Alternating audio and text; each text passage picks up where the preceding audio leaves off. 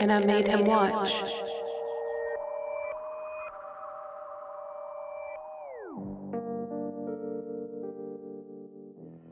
Hey, audio listeners. Love you to death. I stole that. I should have stole that. That's from another podcast. Don't sue us. We love you guys so much. Audio listeners. Did I say audio viewers earlier? No, you said listeners. Okay, yeah. good. We love you to death. But just so you know, over on Patreon, we have videos on Patreon now.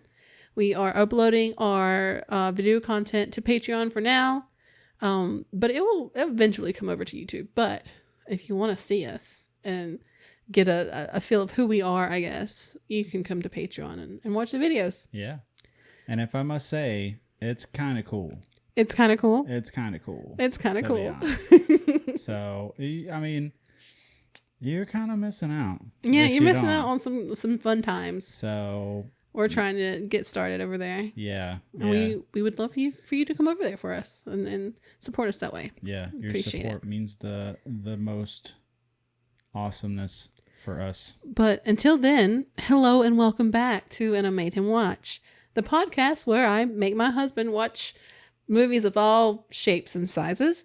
I'm your host, Danny Page, and here with me forever and always, my favorite type of drug, my husband and filmmaker, Troy Allen.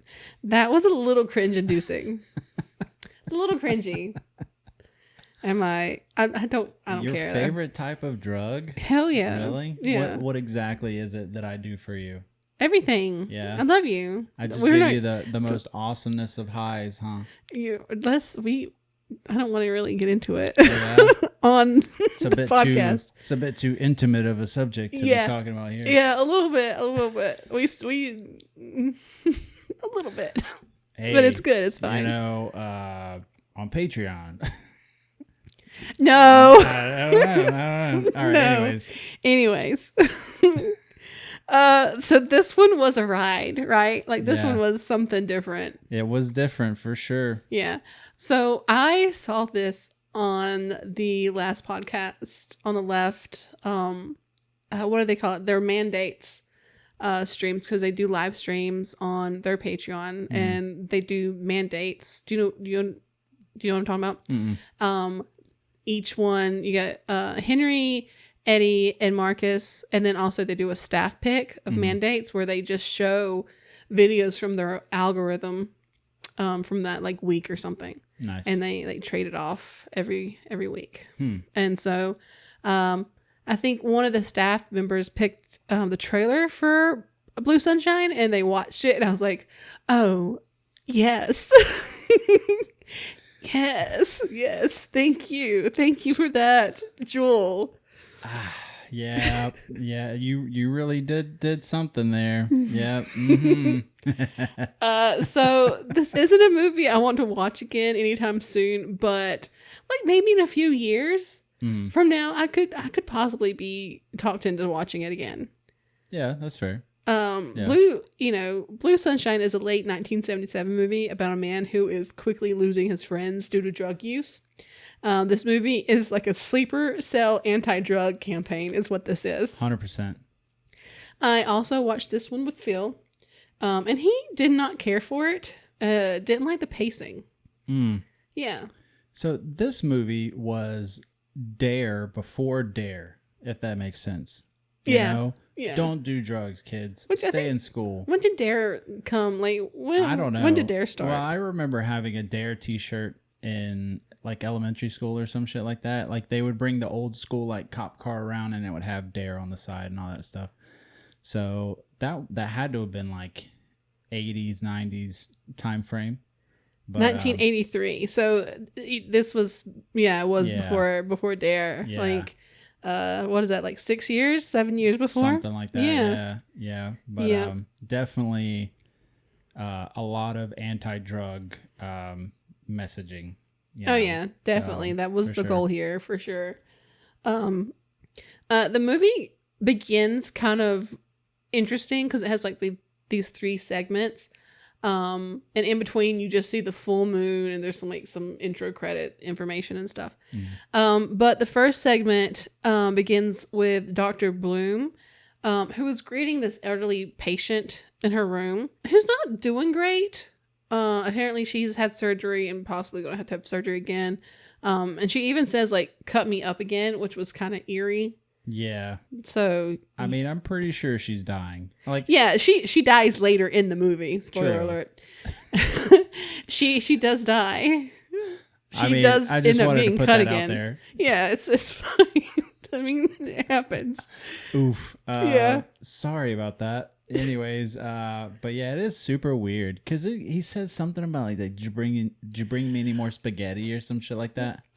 So the woman, in the bed, the patient, is a Hispanic woman who even like says K at some point, like in response to his question.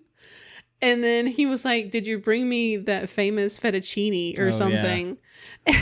And I'm like, she just spoke Spanish and you're asked, but you know, it's, I'm not going to look too far into it, honestly. I don't know. It was kind of awkward.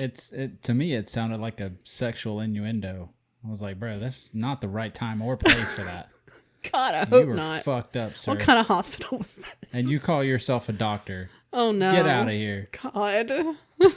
So the next segment, Wendy is babysitting for her neighbor when she sees her ex-husband, what's his name?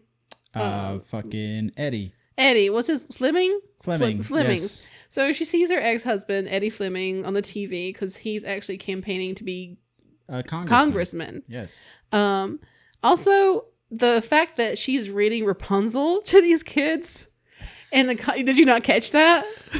When we first watched it, I didn't really catch on, but now after the fact, yeah, I got it. Yeah, it's kind of ironic. It's a little ironic that she's reading Rapunzel. It's super fucked up, is what it is, dude. I loved it. I thought that was very just on the head, dude.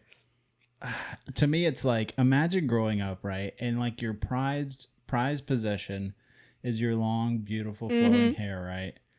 And then all of a sudden, you somehow get fucking alopecia and you just lose all of it. It's so sad. That is super sad. It would be so upsetting. Dude. But think of all the wigs. All the wigs would be so fun, so cool. All those disguises. True. Not ever having to buy like shampoo or conditioner or like any hair products like ever. Which I'm glad you brought up wigs because of the obvious. So Wendy is obviously wearing a wig in this scene. She's obviously wearing a wig in this scene. A very big wig. And later on. So. And later on, but also it just, and also the kids she's like babysitting are horrible children. Like one of the little girl pulls like her hair. And not just a hair, like, but like a clump. Yeah. Like, bro, that would have drew blood for sure, dude. If it were me, and I do not condone this, okay? But I would have smacked that fucking kid, dude. Yeah, we don't condone violence towards children, but like that. I feel like there's exceptions that can be made, but I mean, I would punt a baby. Don't say that. I would punt her. Anyways. So after another full moon imagery, we have the last segment, which we meet Barbara, who is complaining about her husband John to their neighbor Richie. Also, there's a parrot. Yeah. Surprise. And then she starts screaming at her kids about pudding. Oh, Lord have mercy. I have never in all my days seen something so like it was like relatable though, because like the kids are standing in the refrigerator and he's got this like fucking what can only be described as a chalice, you know, of fucking chocolate pudding. It is like a chalice, yeah. And the kid's like, I made that for your father. And like Barbara is in tears at this point, to be honest. She's been complaining about her husband working late. Yeah. And then coming home and just like being verbally abusive. Yeah, now they got her spun up about the pudding. Yeah, don't touch the pudding. Mercy, the pudding will, the thing, just stop. Don't talk about the pudding. Well, the pudding doesn't exist for children, only for husbands. Also, they have this whole thing about the pudding, and then she complains more about her husband to Ricky, and then her husband John just appears. And it's super awkward. Yeah. It's so awkward. And the parrot then flies in on his shoulder, just looks at his wife very menacingly. Menacingly, yeah. So it was a vibe. I would like to point out that I don't know if you caught this too, but the parrot, and then later on we see someone wearing a hat, but there's at least 2 symbologies that point to being a pirate. I just want to point that out there. Maybe O'Malley was a pirate. Maybe he was a pirate. Know, he was a cop, so I mean, he could have been. I feel like in the 70s, being a pirate was all the craze, dude. Like, you got like Studio 54, right? You got doing fucking cocaine off a hooker's ass, right? What does that have to do with being a pirate? But then you got pirates on top of that, dude.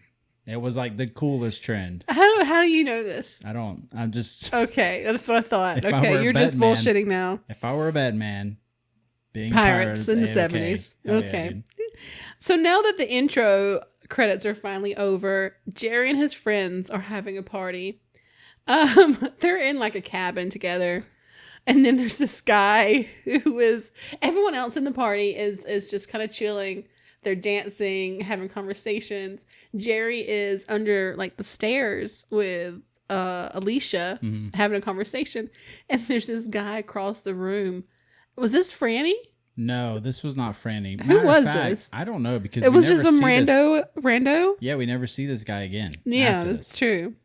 But he's like bent over, and he starts flapping his arms like a bird. He's doing a really good pterodactyl impression. Is it a pterodactyl? Is it a bird? It could be either one. But I know this guy though because I've seen him in other things. Oh yeah.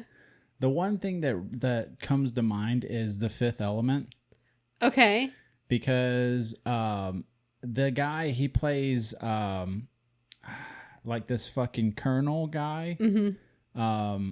When Lilu is first being like made in the thing, he's the colonel guy, and he's like, I'd like to take a closer look, or whatever. And can you fact check that? I can. Here. I know for a fact it's him. Anyways, the actor he's also in Blade Runner too. Oh, okay. But yeah, he's since passed away. Okay.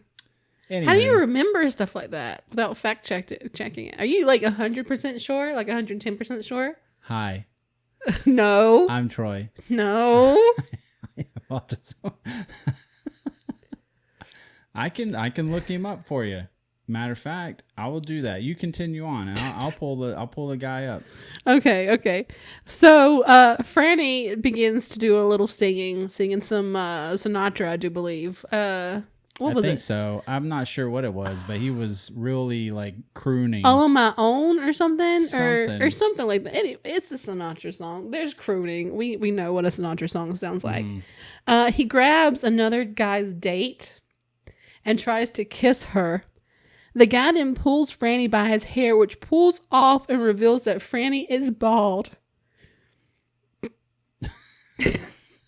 And he freaks out and runs away. What'd you find out? Okay, so our bird guy, the actor's name is Brian James. Uh-huh. And I'm trying to find his actual credit for the film to see if I can figure out what the character's name was. So okay, well, you keep doing that. I'll continue then. All right. So Franny runs off, and then everyone just starts talking about how he's bald, and like no one knew that he was bald. And they decide to go looking for Franny because that is the right thing to do. You just found out your friend's bald. He must be going through some crazy emotional damage. You don't know what the guy is, capable of. What? He's a crazy guy. You don't know what he's capable of, but he looks like a ball sack for sure. You thought all of them looked like ball sacks. They do. Please go watch this movie because then you will see that I'm not lying to you. Okay, so also our guy's name is Tony. In the movie, in this movie, his name's Tony. His name is Tony. Crazy bird guy is Tony. Yes, we figured it out, people. Good job. I'm proud of you. Thanks for that. Yeah, world's greatest detective over here. Yep. Also, I want to take a moment to talk about Jerry, who is our main guy here. He looks like a combination of like David Hasselhoff's like hair and bone structure, like his jaw. And then in the face, he like looks like a Sean Penn, but smaller. Also Peabody or Phil, excuse me, Phil said that he looked like Stephen Vaughn a little bit too. Oh, Steve Zahn. Steve Zahn. Yeah. Have you ever seen Strange Wilderness? Where they're like making a fucking like a Nat Geo type show, but it's got Justin Long in it. He tattoos eyes on his eyes. Yeah. I've watched that. Yeah. Steve Zahn is like the main guy. Oh. Yeah. He's also in Joyride. Oh, yeah, you're right. Yeah. I see what he meant now. Absolutely. I see it. I fucking see it. Okay. Absolutely, dude. We're on the same page. I love that. I love that for us. Also, speaking of cocaine earlier. God damn it. I mean, this party was fucking hellacious, dude. I'm sure there was fucking just a kilo at least. I don't know. More. They kind of seemed kind of boring, honestly. I don't know. Bird Guy, he snorted all of it. I think Bird Guy was definitely probably high on something. I will say that because no one just like goblin like crouches in a chair and starts flapping their arms. That's not normal. Goblin. He is on drugs. I know. I would imagine he's an addict. He needs help. We need to stage an intervention for this guy. Yeah. All right, so Franny runs off, and the guys and Jerry's date go into town looking for Franny, and Jerry literally has to beg Alicia to like go with the guys, and she like it's like this the whole movie as well. Like Jerry is constantly trying to get Alicia to go away. He is constantly trying to get rid of her or leave her someplace or like just abandon her altogether. It is a theme of this movie. Anyway, so they leave Jerry to look Franny in the woods, leaving the other dates alone in the house. Franny then arrives back at the house and attacks the three women, stuffing them one by one into the fireplace. Yeah. Yeah. So here's the thing. There were 3 against 1. It's a fireplace. And somehow he still managed, like, 2 of them could have escaped. Could have. 2 of them could have saved the other one by attacking Franny. No. Somehow they all they all ended up in the fireplace somehow. I can't explain it. Okay? I can't explain it either. It was like he was baking some bread. You guys want some sourdough or ew, some rye bread? Yeah, there's no way. There's no way he just shoved their asses in the fireplace like that. Like, he really did though. He did. He really Matter did. of fact, he did. Yeah. And all the while looking like a ball sack, I might add. But yeah, that's Franny. Franny got that I don't know. He got that dog in him? Is that what you were going to say? Movie magic. You can't. It doesn't have the same effect when you say it. I tried. But yes, movie magic. Anywho. Okay, so Jerry hears this girl screaming as Franny's baking the bread. He rushes back to the cabin and discovers the burning bodies of the women. And then he kind of just like stands around for a little bit. He kind of like wanders around and kind of puts his hands on his hips and rubs his face with his hand. And then he grabs a pillow and starts beating the fire in the fireplace with the pillow. And then he stops again. And then Franny attacks him. It wasn't even like a full-fledged pillow either. It's like an accent pillow that you'd put on your couch, right? Yeah. So like imagine running back inside this house only to be greeted by the smell of burning flesh, right? Ugh. And I don't expect that to be a pleasant smell. Probably stings the nostrils, you know? And then just proceeding to try to, beat the fire out with a pillow, Mind you, it's in a fireplace. Yeah. Like the fire is supposed to be there. Yeah, the fire is supposed to be there. I don't know what that was about. I don't either. Out of frustration, maybe? It was the cocaine. He's not thinking clearly. Is what it is. So then Franny shows up and tries to kick that ass. Jerry and Franny then fight throughout the cabin, into the yard, and then down to the road. And in the middle of the battle, Franny gets run over and killed by a truck. Yeah. Yep.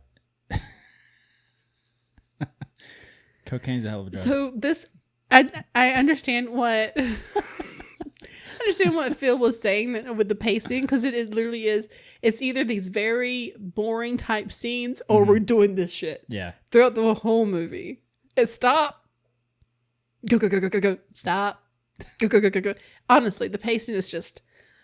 Blah, blah, blah, blah. Oh, we'll have this conversation about your relationship now for like 2 or 3 minutes that don't really have anything to do with the plot. Yeah. Go, go, go, go, go. You know, it's constant. Yeah. Yeah. That's one extreme or the other. Yeah. Yeah. You know? Oh, well. So then the truck driver gets out and for some reason makes it his vendetta to go after Jerry. And as these drivers are like checking Franny's body, he pops up for like 2 more seconds and then like falls dead. And that's when the guy's like, I'm going to grab my gun and go after the guy for no reason. And then somehow he finds Jerry in the cabin again. Like, and Jerry got like a good like 2-minute head start probably. Yeah. Into the darkness. Yeah. So how this random guy found Jerry again is Well, I have a theory of this guy's background, right? okay. So I think he probably joined like the U.S. Marine Corps in Vietnam, and he was like a scout sniper or something like that, and like tracked this really dude. just went with it, huh? Tracked him. I don't fucking know. You got a better story. Movie magic. So, Also, yeah. I mean, yeah, like he's probably on cocaine too. I don't fucking probably. know. It's the 70s. So Jerry's just got it rough. He like shoots Jerry in the arm and then flees the cabin in a car. Yeah, yeah. I think the truck driver guy, right? He's going to have a hell of a time trying to prove that he shot Jerry in self-defense because Jerry was running away. Mm-hmm. Okay. I mean, and he winged him. Yeah. He winged him pretty good. You're not supposed to shoot people unless they're like attacking you and shit. Yeah. Running away is not good. No. They can tell you did that. Yeah. Now you go to jail for a long time. Mm-hmm. That's manslaughter, I do believe. I do believe it is manslaughter. Yeah. So then the cops show up at the cabin. They ask questions. The cops are gonna cop. What else can I say? Alicia's there. Alicia's like, I'm not fucking answering any of your questions. I'll wait for my lawyer. Yeah, and it's like, okay, but Franny's dead. Your husband, Jerry, is he your husband? No, they're like dating. Okay, your boyfriend, Jerry, is missing. There's 3 women's bodies in the fucking fireplace, and you just don't want to talk to the cops. Talk about... Well, she believed that he was innocent, which he was, but still, I mean, listen, I love you to death, but if I leave and then I come, I wouldn't be worried that you had like murdered people. I'd be worried that someone had kidnapped you, and I'd be spilling the beans. True. Because she didn't know where Jerry was. No. You know, like... Yeah. Girl. I mean, wouldn't you want as much help as possible to find your significant other? Yes. You know, and you're just fucking stonewalling them at every turn. Well, maybe, you know, one of the fucking dead people inside can answer his fucking questions. Maybe. Probably not, though. Probably not. Okay, so then Jerry ends up at the doctor's, and surprise, surprise, he knows Dr. Bloom from the intro credits from earlier. Jerry refuses to tell Bloom the truth about what happened and how he got shot. And then Jerry notices that Bloom is losing his hair a little bit. Mm-hmm. Yeah. Also, Jerry's wearing a lacrosse polo in the 70s. My boy out there stunting. That's some money, Jerry. That's some money. Dude. It's also mentioned... Like, in some sort of exchange, Bloom tells Jerry that he's not into strong stuff anymore. Yeah. Because of, like, the drug thing. Right. And I thought that was, like, kind of interesting. Because later on, he said he never took the blue sunshine. Yeah. I feel like the whole time, like, I don't know, Bloom... Something's off about Bloom. I didn't trust Bloom at all. The whole like movie. He's got a little, Yeah. Yeah. Fucking who was it? Bloom? Or no, it was Jerry. Jerry's like, I don't want to get anybody in trouble. Mm-hmm. And it's like, you mean the truck driver that shot at you that you don't know? Like that's the first time you've met this guy and he's shot at you and stuff. And then Dr. Bloom over here is fucking rubbing his fucking temples and shit. Acting like his head's gonna fucking explode. Yeah, over here about to fucking Hulk out and shit, dude. I think the whole like Jerry not wanting to get anyone in trouble is purposely kind of forced on us that way because he like needed to seem like such a good guy, like such an incredible nice guy, so we would root for him more. True. Yeah, that was all that. But I mean, it is what it is. Trust me, I wasn't rooting for anybody in this fucking movie. Yeah, he kind of sucks. Back at Wendy's, she's having issues with her hair falling out. The neighbor and the kids are there again, and she's trying to help her with the hair because her hair has been falling out, and there's like a big old chunk in the kitchen sink. But she doesn't really want to use anything on it. It's yada yada. They talk about her relationship, yada yada yada. It's and also the mom like sends the kids home alone. And the kids are probably like 5 and 3. Yeah. Like that. They're yeah, like young. 5 and They're 3. super young. Yeah, and I was like, ooh. But 70s. Yeah. Wendy's kind of having like mental break, and she's been having nightmares and just kind of going crazy. And also they talk about the breakup with Eddie some more. And that's right. I mean, so male pattern baldness affects everyone differently, okay? And Wendy just seems to be getting the brunt of it, Also, I think she may be Rosemary's baby. I don't know. That would explain the night terrors and stuff. She is the Antichrist. Huh. Good. That's an interesting theory. And you'll see later on why, I kind of solidify that theory.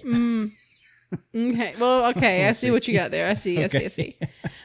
So Jerry and Alicia meet all like secret like. Girl. Alicia, I want to like Alicia. I love her hair in the movie. But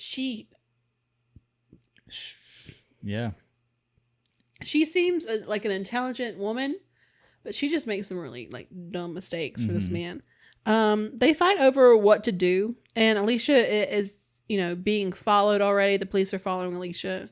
And Jerry is convinced that Franny wasn't crazy or violent, but suffered from headaches, which may have something to do with his behavior. Jerry sees a new article about a bald man attacking and killing his family while he's here with Alicia. And then he's like, okay, I got to do this. You go do whatever you got to do. And then leaves, right? And Alicia throws a fit. Like, literally, like, stomps her foot at, like, some point. Because she's like, I want to go with you. I want to go with you. And he's, like, just in the article ignoring her the entire time. He's walking to the escalator and gets on the escalator. Alicia doesn't exist. Alicia is gone. Alicia does not speak. She's not heard. She is ignored completely. And then she still helps the motherfucker. Yeah. Yeah. Jerry seems just completely terrified that truck driver dude's going to come back and finish the job or something. I don't know. But yeah, the fucking escalator ride was Dude! It was comically long. Which was fucking gold. He's just staring into this fucking newspaper article, and we're watching him just go up the escalator. She's just like, I want to go with you. And he's just ignoring her. Yeah, at the bottom escalator. Won't even get on the escalator. No. I would have run up that escalator so quick and yanked out that newspaper. I swear to God. I mean, you're a grown ass woman, Do what you need to do. If honestly, I would have done that, or been like, you know what? I don't need this. I don't need this in my life.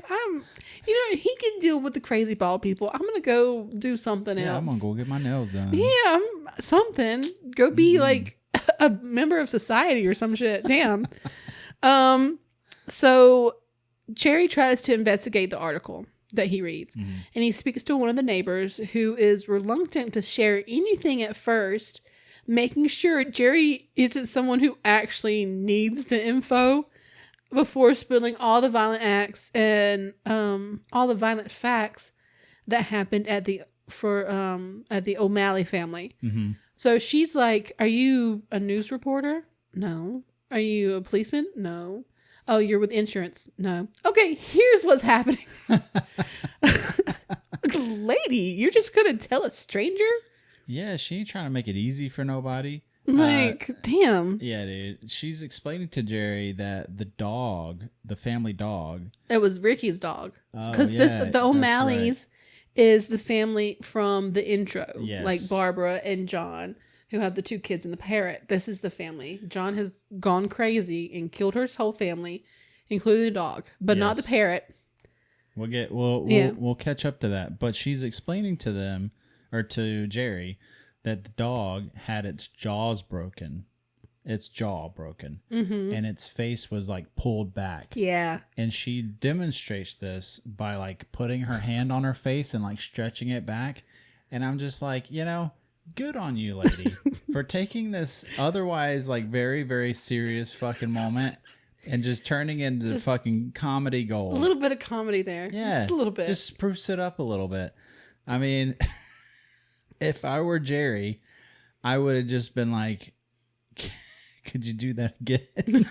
Could you do it again for me? Yeah, helping. I didn't quite get it the first time you did it with your hand on your face. Anyways,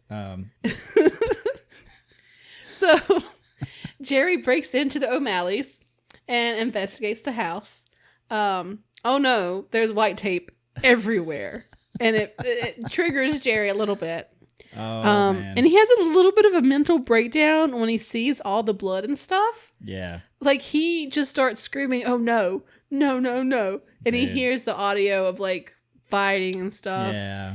And then he has this, like, I guess imagination, or, like, this, just, like, what do you think? It's like a hallucination. Hallucination, sorta. Almost, that he has grabbed John O'Malley, who was, like, on the floor of a different room than he was in. He just rushes to this room and grabs O'Malley off the floor and starts like punching him. Yeah. And then he comes to. Yeah. And it was very strange. It was very, very strange. Well, so the white tape we see on the stairs looked like something straight out of fucking Looney Tunes, man. Yeah. Like, it's just tape on carpet and it just looks funky. Yeah. And then from earlier, when the woman was telling him about the bodies and stuff, she was like, yeah, the bodies were found in pools of blood and stuff, and like making it seem this gruesome fucking scene. And then we get there and there's like maybe like 2 or 3 puddles. Yeah, a some couple smudges. smaller puddles. Yeah. Like, like somebody had spilled some fucking Hawaiian punch or something. A couple of handprints and stuff. I was expecting like Terrifier 2 in the bedroom scene. Okay. Amounts of fucking blood. No, absolutely not. Not in this one. Granted, it was the 70s. It was a little. We had Carrie before then. Yeah. I mean, it was a little. It was a little bloody, but not extremely or grotesque. Yeah. But yeah, you can't trust your neighbors. You can't. She's an old lady. You can't trust old ladies. Yeah, she's going to be dramatic about it. At this point, she's just making shit up. Also, surprise parrot. The parrot was stuck in a closet. Jerry opened it. Woo! Parrot. Yeah. Now Jerry, free parrot out of the deal. Now he can be the pirate. He just leaves it. He's still flying around the house, flapping. My question is this is a crime scene, okay? So why didn't the cops find this fucking parrot? Oh, that's a good fucking point. Cops suck, dude. Cops did a shit job at this fucking crime scene, dude. Like, did you even open the closet?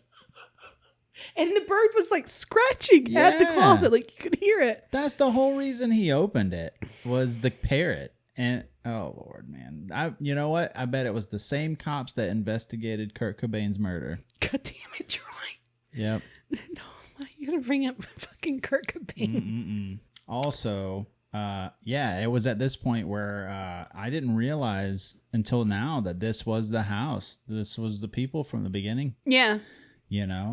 And that would explain why John had that crazed look in his eye. in the first place. Because originally I was like, he's fucking pinging because his wife is in here talking to this man, this otherwise strange man who was their neighbor or whatever. Yeah. So I was like, okay, he's tweaking about this.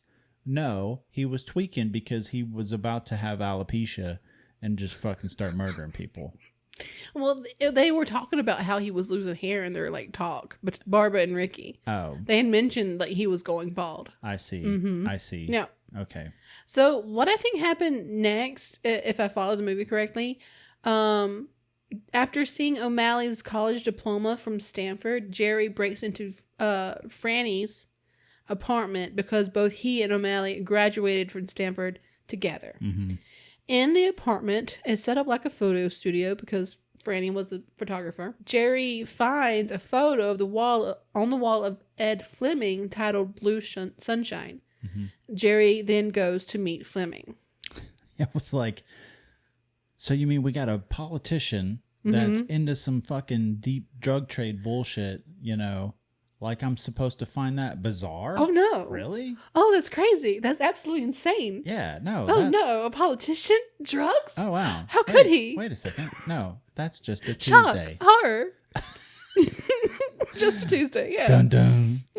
Oh man, I need to fucking memorize the Law and Order SVU fucking the monologue at the very beginning. You know? Yeah. I need to. You want to add that to your? I Okay. need to do it. Okay.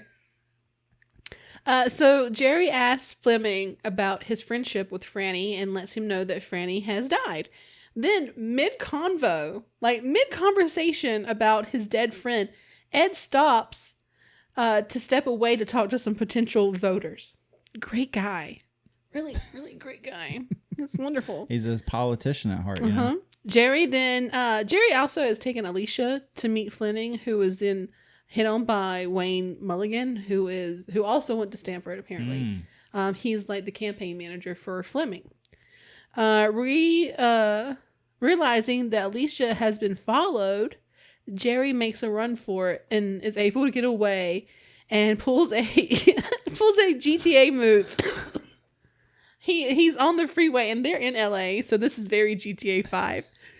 They're in LA and he just takes this Bronco and rides it up the hill to a different interstate direction. Yeah. And leaves the detective behind in the dust. It was wonderful. It was like, you know, I was like, oh yeah, car chase. And then they're going like all of like 25 miles an hour. It was a little slow. Yeah. It was. Yeah. So then Jerry and Alicia meet back up, and Alicia points out that Franny, Fleming, and Mulligan graduated from Stanford 10 years ago. Like, because Jerry had not put that together yet himself for some fucking reason. Even though he saw the diplomas, he still hadn't. Anyway, Jerry gives her the task on finding anyone who else might have a connection with Fleming and Stanford. Jerry gives Alicia a task to find people connected to Fleming and Stanford and stuff. I'm going to say that very slowly. Remember this. Remember this for later. Yeah. Also, it was in this scene where I pointed out that Alicia's hat, the hat she's wearing, makes it look like she's going pirating after this. I mean, Johnny Depp, or not Johnny Depp, excuse me. Pirate Captain Jack Sparrow would be highly impressed with her fucking hat. What's with the fucking pirate jokes, I don't dude? fucking know, but what happened to you? Are you okay? Dude, it writes itself, okay? Okay. I cannot help it. Okay. The parrot. Where else are you going to see a parrot? It is. There are some hats, and there is a parrot. It's the 70s. Anyway, pirating is all the craze. So Jerry goes back to Dr. Bloom, it's all the craze, who was in surgery.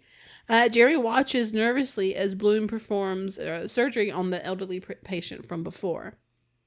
Things get a little tense in the OR. Like the operating attendant or whatever is just not doing it quick enough for Bloom. Like he needs a scalpel. He needs a lung tool. Now, sponge. Now. He's He's being too much. He's got this damn scalpel in his hand, And he was on the verge of fucking hulking out, dude. He was gonna murder every single person in that fucking OR, dude.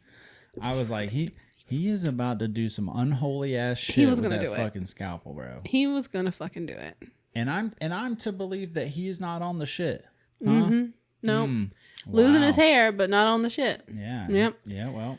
So Jerry waits for Bloom in his office closet for some reason. He waits until he can see Bloom's hair before coming out of the closet, and then tries to pull his hair off.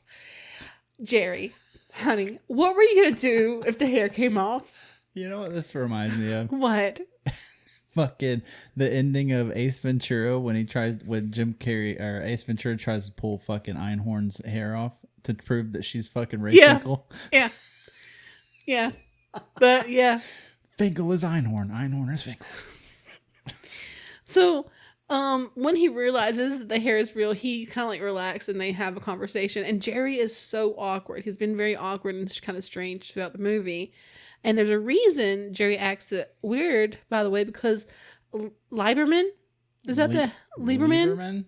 Who was the director, revealed that he instructed Zalman King to act strangely throughout the film to make viewers suspect that he might be the next killer.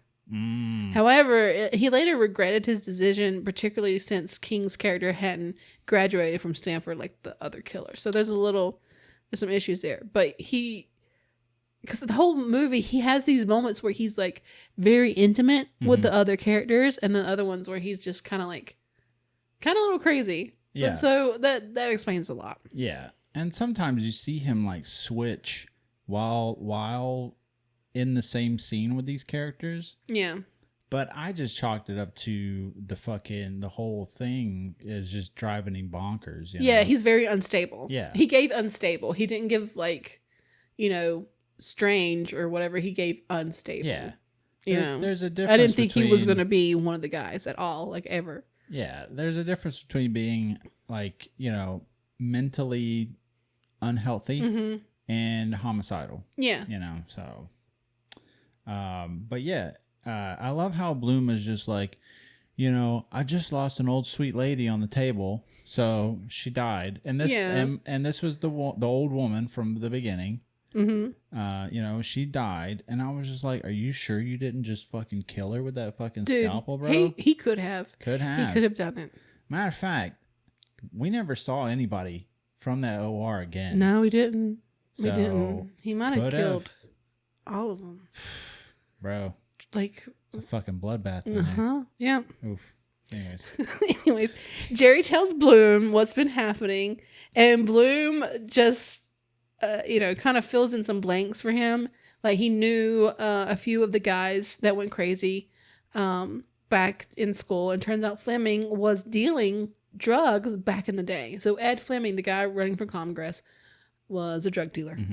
And it turns out Blue Sunshine was a strong LSD like acid that Fleming was dealing out to those who have gone crazy, like 10 years ago. And Bloom confesses that he actually never took the stuff. Apparently, which was a huge relief for me, because I was like, he's not crazy. He's just a regular old anxiety boy, like the rest of us. He needs his medication. Yeah. And he's over there fucking chain smoking this whole time, like lighting cigarettes with other cigarettes. Yeah, it was pretty intense. Yeah, dude. Imagine smoking in a hospital. Kind of like that. Kind of want to smoke in a hospital now. Is that like an aspiration of yours? It is now. Okay. All right. So Jerry then asked Bloom, how do you stop a crazy person without killing them? Drugs. Drugs is always the answer. Yes. It's 100%. Drugs. Bloom tells Jerry that he'll see what he can do about the drugs, but doesn't promise anything. Also, drugs are bad. Stay in school. Also, if you're in school listening to this, don't. You probably shouldn't be doing that. If you're under the age of 18, don't be fucking listening to this shit. This is adult shit, man. Anyways. At one of Fleming's rallies, Mulligan sees Alicia talking to Jerry. all secret light and stuff. And then he approaches her after and tries to chat her up. Mm-hmm. He offers to take her shopping and she declines. He then asks her about Jerry and she claims they're friends. It's a bunch of stuff. He then invites her to a rally tomorrow night at a discotheque called Big Daddy's. Hell yeah. Big Daddy's seems like the spot, dude. Yeah. Also, Wayne's tweaking, dude. Wayne is tweaking. Wayne's having a rough time. He's got a little anger issues. They're standing on the side of the street and this fucking semi truck drives by real loud and whatnot. At first, I was like, dude, who was the fucking sound engineer on this? Because this sucks. But then I was like, oh, it's meant to be like that. It's triggering. Yeah, Wayne like grabs his head, you know, and he's just like, goddamn trucks. And I was like, oh, okay, wow. Yeah.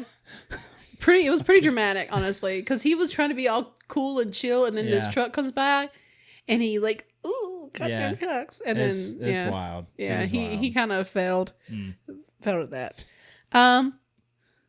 Back at Wendy's, who is babysitting again, Jerry shows up claiming to be a friend of Eddie's.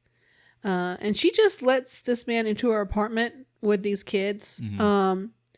That definitely would not fly today in today's society. No. Because even the neighbors there at that time, and it was like, yeah, the kids are okay here. And she's like, yeah. And then Eddie shows up and she still leaves her children alone with the babysitter and this strange man. Yeah. Like Jerry comes to the door all disheveled looking and whatnot, and you're just going to let him in? And he was looking rough. He was looking rough. And there's kids there. And he may murder you, you know? Yeah. And I know you're having issues and everything with your hair, but it ain't that serious, dude. Like, just to throw all fucking caution to the wind. Yeah. Oof. Yeah. That's rough. Yeah. He begins to question Wendy about Blue Sunshine.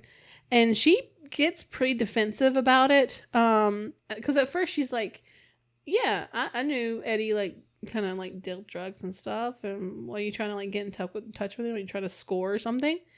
And then he's like, no. And then asks more complex question. And she begins to think she's trying to get Eddie into trouble. Mm-hmm. So she kicks him out. Yeah. She's just like, oh, okay, you want to get drugs. Cool. Yeah, no. And then the moment she's like, oh, you're trying to get him in trouble. And then she's like, yo, no, you got to go. Mm-hmm. And I'm like, really, bro? Yeah, morals are kind of twisted here. Yeah, like you do know you're babysitting some kids too, yeah, right? The kids are there watching this happen. Yeah. Crazy.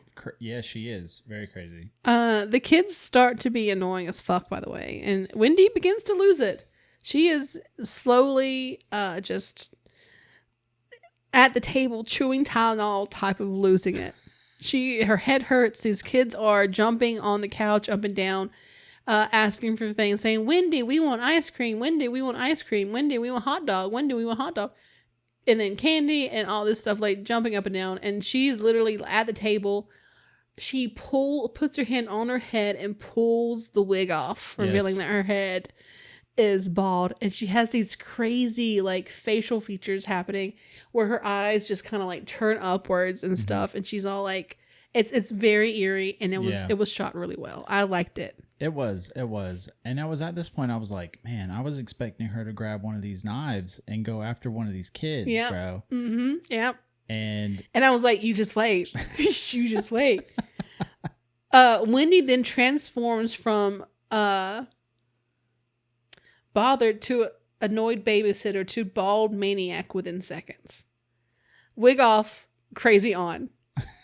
That's what I wrote. Like, you remember how it looked like she had a wig on in the beginning? Yeah, totally was a wig. Totally was a wig, yes. But it wasn't supposed to be a wig. Like, it's supposed to be her real hair. Yeah. Right? But it's obviously a wig. And I'm just like, bro, y'all could have tried a little harder, I guess. Yeah.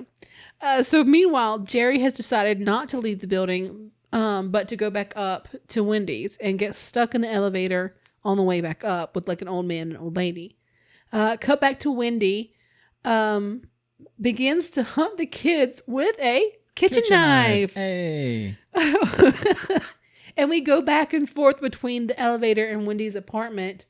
And then Jerry reaches Wendy's floor, hears the kids scream, and breaks into Wendy's apartment. Then they fight over the knife and crash onto the balcony. Yeah. Where Jerry then tosses her over the balcony just in time for the neighbor, to return and see Jerry with a knife and blame him for what happened. Yep. For Wendy's death. Yeah, he just chucked that bitch over. And I was just like, Jerry, you've got to stop killing people, man. He can't. He can't. It looks really bad, dude. I know, but he can't. Also, he's struggling. I just put this together, okay? And you may think I'm crazy, but there's another connection to Ace Ventura here. Okay. Okay, now, how long has it been since you've seen Ace Ventura? Oh, years, but it was one of my brother's favorite movies, so. Okay, so you remember the part where Ace and Courtney Cox's character, they find out that Pedactor, the heavier set guy, got thrown over the balcony or whatever.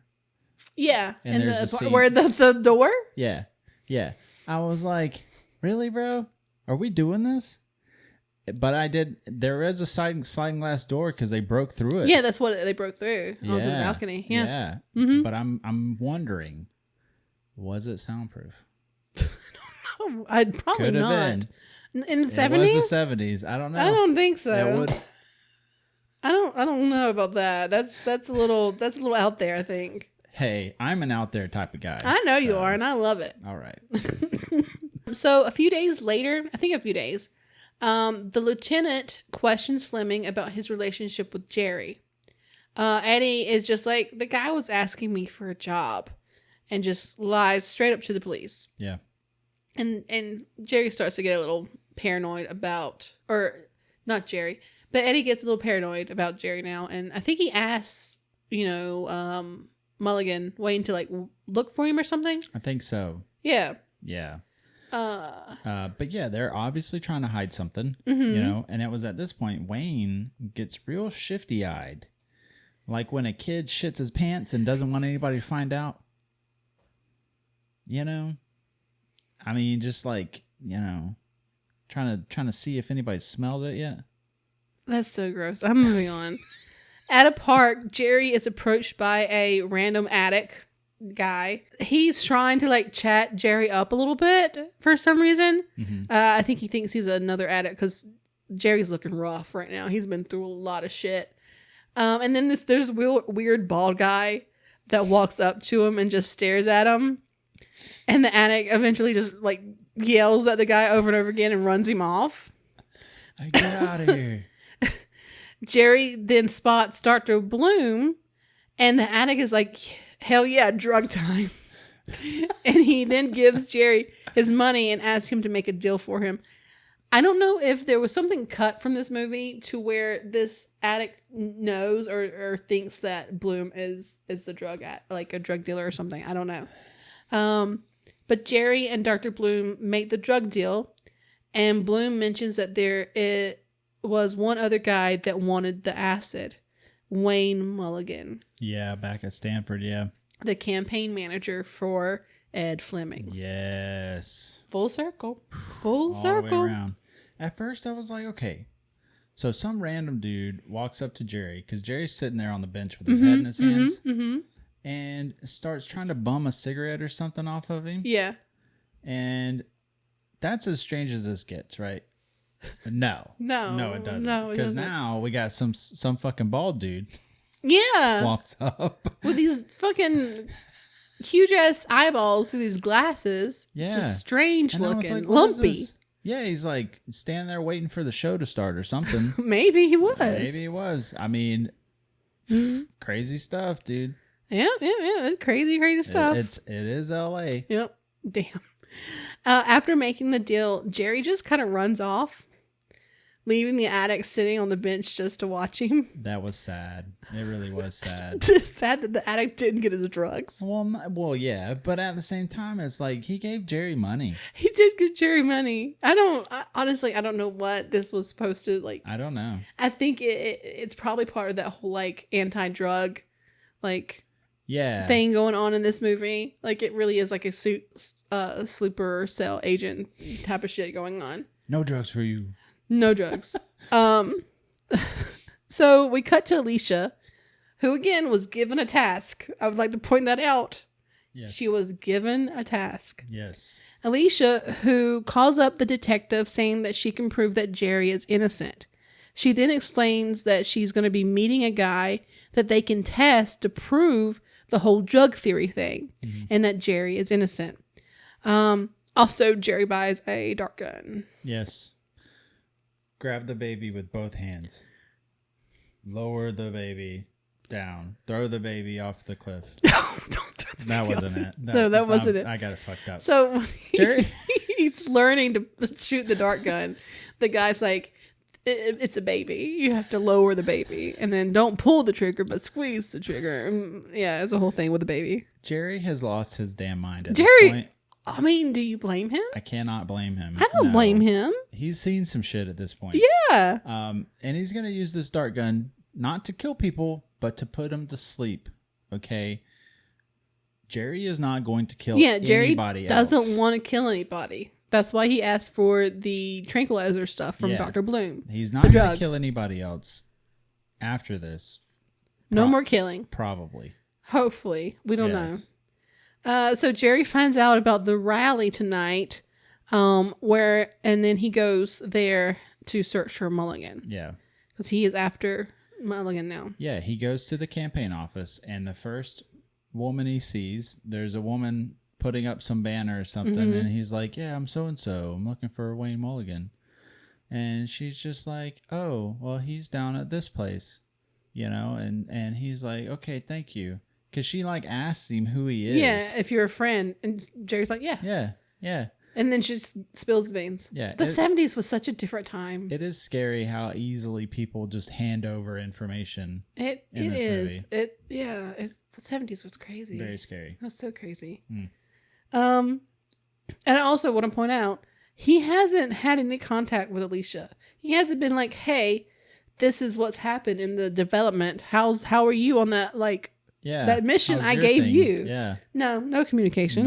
No. He just what?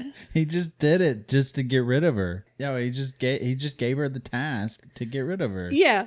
That's what he did. The whole movie is just trying to get rid of Alicia. I don't think he really likes her, but I don't know. I don't know. Sad. So I'll mention the whole not communicating because there are two plot lines going on in the movie. Jerry stalking the rally to find Mulligan, and then Alicia trying to connect Wayne with a detective. So they're both going after Mulligan or Wayne Mulligan. Yes. Not communicating. So both of these events are happening at the same time in the same place. The rally is happening in the mall, and Alicia is at the discotheque inside the same mall. Yeah. So just so we know, this is how things are concluding, and this would have worked a lot better if there had been some communication. Also, it was at this point where we first see Wayne in the discotheque, right? And he is sweating profusely. The guy is drenched. Yeah. Okay. He is very sweaty. And I'm just like, okay, the dude, it's either the drugs or the music. Yeah. Probably a combination Probably. of the two. Cocaine is bad for you. Yeah, don't. It's also not cocaine. It's blue sunshine. Yeah, don't do drugs too much. Don't overdo it. Much. Yeah. Also, remember malls. Imagine partying at the mall, going to a rally for a congressman at a mall, and then a club, a discotheque.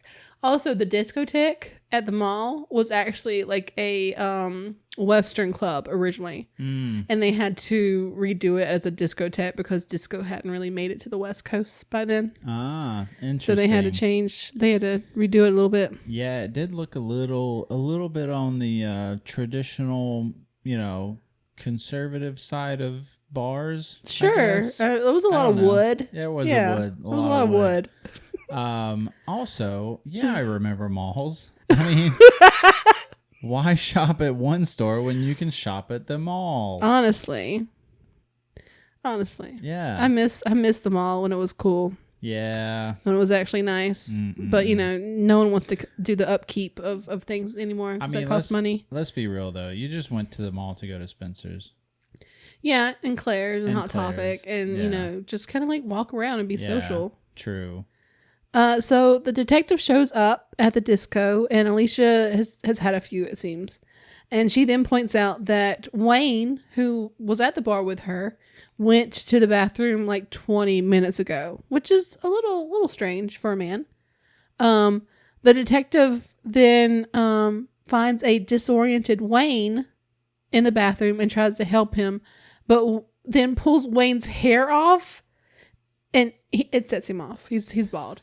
Why would he try to grab him by the hair and lift him up? I don't know. Movie magic. Hair is a very recurring theme in this movie. Duh. Also, Wayne looks like when you tried to shave your balls and you realize you like missed some spots at this point. I mean, it's pretty splotchy. Mm-hmm. It's pretty bad. Anyways. It was pretty bad. He did in fact look like a testicle. That's true. Wayne begins to attack everyone at the disco, causing panic, and everyone flees, crashing the rally. Would you say that there was a panic at the disco? Seeing everyone running from the disco, Jerry learns that Wayne is going crazy and heads for the disco.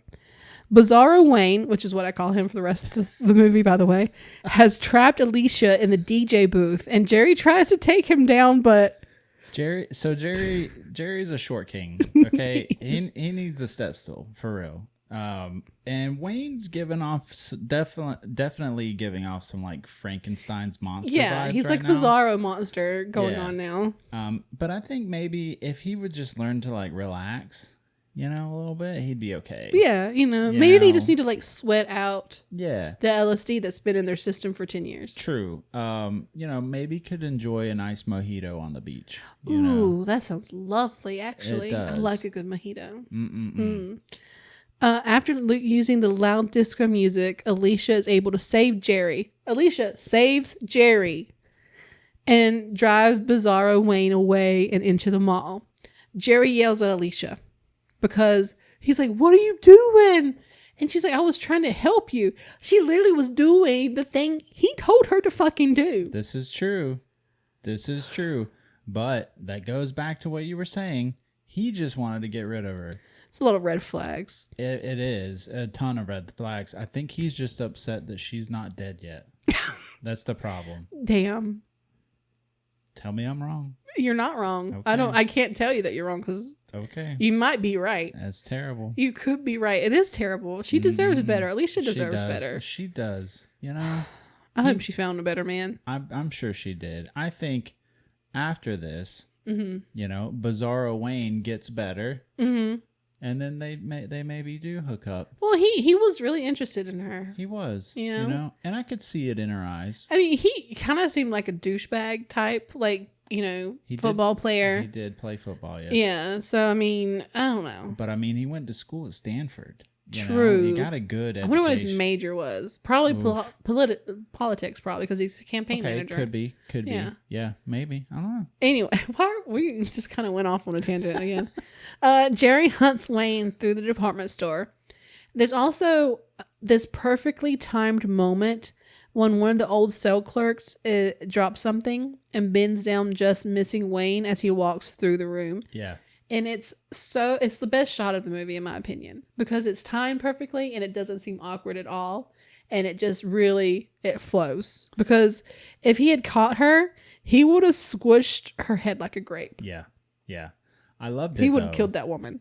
I loved it because the timing of it adds a sense of comedic relief to an otherwise tense scene. True. Yeah. And nobody wants to see an old grandmother get her head squished. No. No. There's also a shot of Jerry coming up the escalator, and the camera is on the other side going down as he passes. I really enjoyed that too. I thought that was really good. Yeah. Really well done. Yeah, it was. It's good. It was good. Yeah. So Jerry wanders through the department store looking for Wayne, who is then ambushed by him with a mannequin knocking him over. Eventually, Jerry's able to line up a shot at Mulligan reciting how to shoot the dart gun to himself. Yes. Yep. Nobody puts baby in the corner. No, that's not what he said. No. You do get some really good shots of Wayne's ballsack head, though. Yeah. He took a little too long for my liking to like actually pull the trigger or squeeze the trigger, because Wayne comes around the corner because Jerry's in these two like book stacks or something, or between two like bookcases or something. Yeah. And he falls in between them, and then Wayne comes at the end of them, and they stare at each other for a good like 5 seconds. I was like, that's too. Jerry's just trying to savor the moment. It's not every day you get to shoot somebody with a dart gun. So he shoots Wayne with the tranquilizer, and Wayne stumbles through the department store towards the TVs where Ed Fleming is being broadcasted, and we can hear him say, "Make America good again." Wayne then falls to the ground, and Jerry stands over him. Interesting. Topical. Anyways. I'm not meaning to. I don't mean to. Like, I was fully expecting this movie to have nothing to do or have anything like referencing what is happening in today. And when we both watched it, when I watched it for the first time with Phil, and I heard that line, I went, did he? And Phil was like, yeah, he did. I'm like, wow, okay. Well, I don't mean to keep doing this, but here we are. And I explained to him the last few movies we watched. Yeah. And I'm like, there's just been a lot of like art reflecting reality right Absolutely. Now. Yeah. So at this point, superimposed on the screen is the text, Wayne Mulligan was tested and found to have extensive chromosomic aberrations and is confined to Alhambra State Sanitarium. A special task force for the United States Federal Drug Administration reports that 255 doses of, quote, blue sunshine manufactured in September 1967 are still unaccounted for. That's a good bit of doses. It is. 55. It is. That is. Yeah, but I mean that's all fictional anyway. It's that Well, I'm sure they're all shoved up Wayne's ass. Could be, I guess. Smuggling them in. Yeah.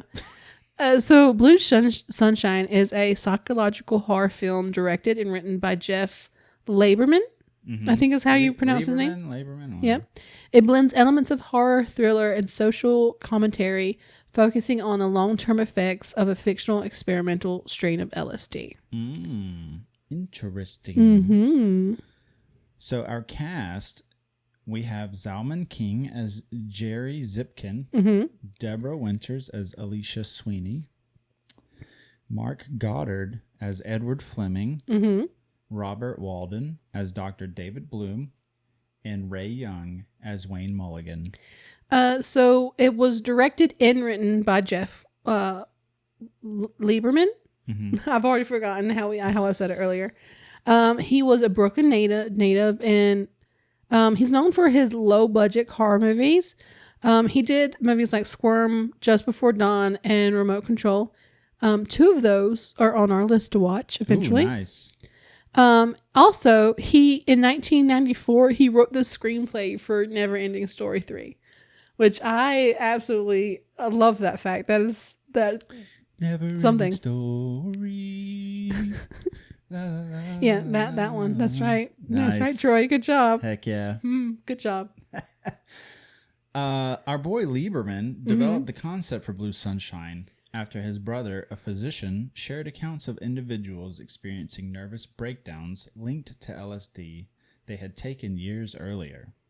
Filming commenced in Los Angeles in late 1976. It also reminds me of, like, have you ever heard of, like, the MK Ultra stuff? Yeah, I know about MK Ultra. Yeah, dude. That was this. This barely touches the surface of all the shit that MK Ultra actually fucking did. Yeah. But it's very similar. Oof. And then also, Ted Kaczynski was a part of the Oh yeah. Was it the acid trials or something? I think so. Or supposedly. I'm not sure. I can't remember the exact thing, but it was something like that. Yeah. Yeah. So the budget for the film was only like $550K. It was filmed mostly in LA with a mix of locations and sets. The O'Malley house was filmed on North Genesee Street, Okay. which is the same street later to be used for A Nightmare on Elm Street. Oh, interesting. Yeah. Nice. Yeah. Nice. That actually, because last week's episode we did the stuff, and one of the sets they used on that film was actually a repurposed set from A Nightmare. Yeah, on Elm Street. I remember. Nice. Interesting. Yeah. Nice connection. So the film was shot in 5 weeks. Yeah. It was originally planned on having certain scenes as flashbacks in the 1960s, but decided it would be too costly. It would have been so cool, I think, in my opinion, if they had gone back. It would have made the movie a little bit better. It would have changed the whole movie for me, honestly. Yeah. It really would have. It would have given it nice context for sure. I feel like it would have made the characters a little more human and make me care for them a little bit more, other than like, because I mean these characters were very shallow. Yeah. Very shallow. Yeah. Nothing much there. So that little glimpse into the past and what happened and how they tripped and what they experienced would have been phenomenal. Yeah, there's absolutely like zero backstory other than the fact that we knew that Eddie and Wendy were married at some point. Wayne, Eddie, and Dr. Bloom went to school together. Yep. I've got no idea where Jerry came from or Alicia. Just random friends you make along the way, you know? Yeah. But, you know, it's you know, having people kind of clean up your messes from when you were young. Yeah. Oh, yeah. Damn, I don't have it. Phil said it some way, because I was like, after I did the research, I was like, they almost did like a flashback kind of thing. And I was like, that would have been so cool. Yeah. And like, I kind of like how it is. And it was like they were cleaning up their messes from when they were children or something like that. He's phrased it a lot better. And I was like, that makes sense. That's good. Yeah. Yeah. Making up for past, regrets or whatever. Okay. Making up for mistakes from their childhood. Yeah. Yeah. Okay. But yeah, so that was Blue Sunshine. It was actually pretty good. Yeah. I actually had a lot of fun watching this. Yeah. It was good. It was definitely not the worst movie we've seen. I would place it up there with like Don't Go in the House, maybe, or trying to think, The Changeling, maybe. Somewhere between there, maybe. Yeah. I'd give it like a 7, 6.5, 7 on the scale. Yeah, I feel like I'm right there too. Yeah. Yeah, it was a good time. I definitely don't want to watch it anytime soon, but I definitely would be like, hey, you want to watch a weird movie with like a new person? Like, I would suggest this person, this movie. If someone was getting into like B horror or just strange movies in general, I'm like, yeah, I'll make you a list. This is what I recommend. It would be on there. Yeah, for sure. Yeah. Nice. So, what do we have lined up for our next episode? You know what we have lined up for I do. Yeah, it's episode 40. Oh, man. We know what that is. Yeah. It is the tragedy of Thomas Hewitt. Yes. A.K.A. the Texas Chainsaw Massacre. Mm-hmm. That was going to be very interesting. I think we had discussed it. Yeah, we have. Yeah. Go ahead. So we're going to do a type of role reversal. So it's going to be mainly me talking about the movie and then you just kind of reacting to it. Yeah. Which, I mean, I've seen this movie a handful of times. It's not a movie I'm strangers with. So. And have you seen it before? I don't think I've seen it. You haven't seen this before? I think I've seen clips, maybe. Probably, yeah. I mean, it's been around long enough. The film came out in 1974. So it beat Halloween by 4 years. So I'm very excited to see how exactly they pulled this one together. It's definitely not. It's a little more grittier than most major films from this time. Yeah. It's definitely dark. It's definitely weird. I mean, it's a time. It's definitely something. I mean, just the marketing campaign alone made this movie seem far scarier than anything else. Like, I remember, hearing about it and being like, that might be a little too serious for me. Yeah. And then I finally bit the bullet and I watched it and I was like, okay, it's not as it's not as bad as people say it is, especially compared to the stuff I've watched. Yeah. So, Yeah. But we'll dive deeper into that next week. Okay. But for this episode, that about wraps things up. Yeah, it does. Thank you for watching, and I made him watch. As always, you can find this episode on Patreon in its video format. The audio episode will always be available on Spotify, YouTube, and anywhere else you get your podcasts. And as always, we're so grateful for you guys listening every week and giving us your feedback. Make sure to like, follow, share. Make sure to follow us on our socials. We're on Facebook, Instagram, Blue Sky. You can also find us at our website, www.andimadehimwatch.com. You're running out of breath. Yeah, we're Take a breath. We've got tons of information out there for you guys to check up on. So, yeah, with that, stay spooky. Bye.